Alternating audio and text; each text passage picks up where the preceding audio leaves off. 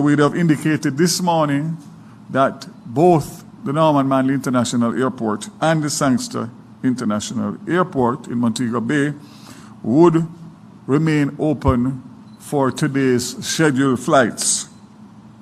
Subsequent to that, I've had a conversation with airports authorities before coming here, and a decision has been taken to close Norman Manley International Airport after the last flight that is scheduled to arrive in Jamaica at 8 p.m. tonight.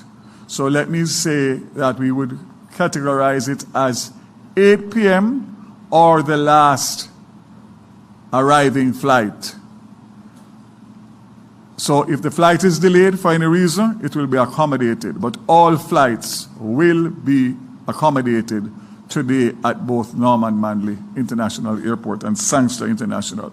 So my recommendation for those of you who want to get back to Jamaica or to get out of Jamaica, try and change your arrangements to get out today, meaning Saturday. We will have a meeting at 2 p.m. today to discuss the closure of the Sangster International Airport, MBJ. So we will advise you after the 2 o'clock meeting today as to the closing time for that. This is important for many reasons, both for our locals to get in and get out, but also for our tourism industry.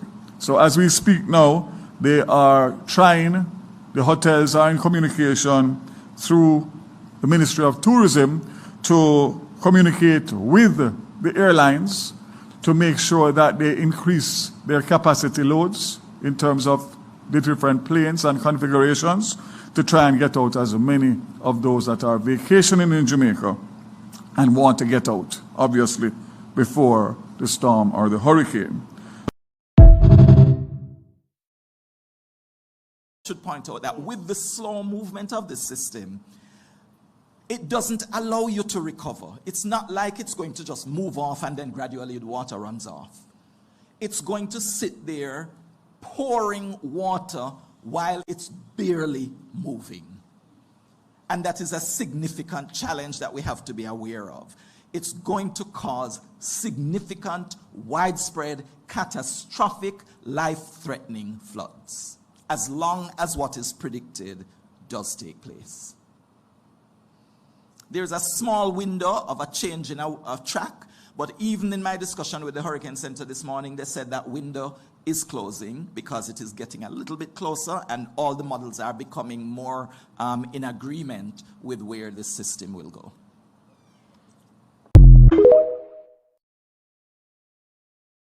Is a release from the People's National Party Media Unit. Good morning, Jamaica. This is Mark Golding, and it is Saturday morning on October 25th, 2025. As of 7 o'clock this morning, the U.S. National Hurricane Center advised that Tropical Storm Melissa is still projected to hit Jamaica directly. The most recent indications are that it will move across central parishes, potentially making landfall in or around Clarendon and moving inland across St. Catherine to exit the island close to or over St. Mary. However, the storm is moving very slowly, and these projections may shift as it develops further. All of Jamaica is likely to be impacted. The maximum sustained winds of this system are currently 70 miles per hour and have been intensifying. A hurricane warning remains in effect for the entire island as the system is expected to strengthen. This is a serious threat to our country. Therefore, I am urging all residents in flood-prone areas, low-lying communities, and those vulnerable to landslides. Your safety is the #1 priority.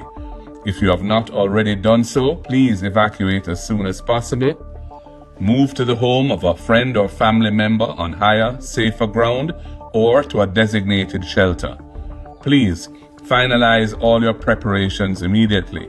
Once the heavy rain begins, stay off the roads if you can, and do not attempt to cross flooded roadways. Remember, the Office of Disaster Preparedness and Emergency Management, ODPEM, can be reached by dialing 116 or your parish office. Let us all take this threat with utmost seriousness. Let us look out for each other, especially our elderly, children, persons with disabilities, and others who are vulnerable. Stay safe, and may God bless us all and protect our nation. Visit our website at pnp.org.jm or check us out on Facebook at Jamaica PNP.